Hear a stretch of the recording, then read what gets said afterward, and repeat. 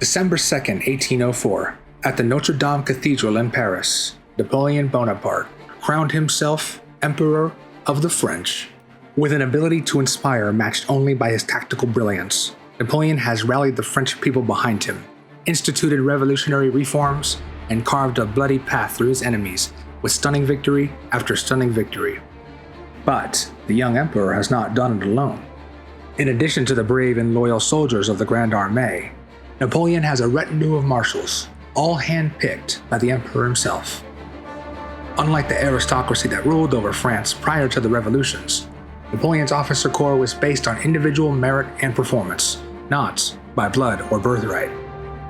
Out of the 26 marshals of the empire, over half of them began their military careers as ordinary enlisted soldiers.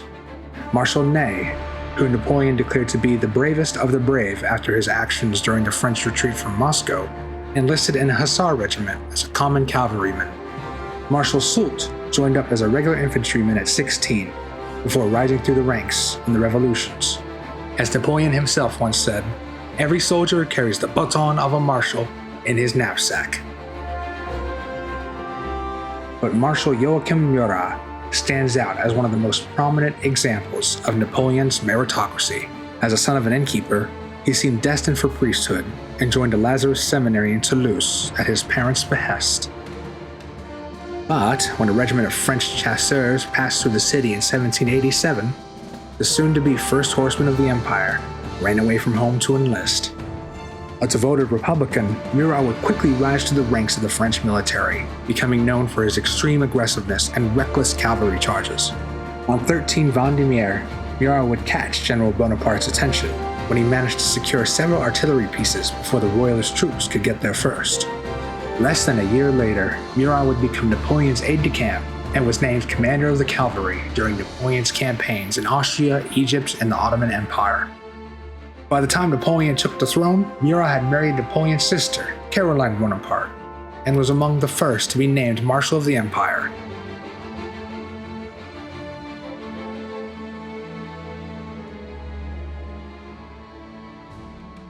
Covered head to toe in finery, exotic furs, and rich velvets heavy with the weight of gold, Marshal Murat's flamboyance was matched only by his bravery in battle.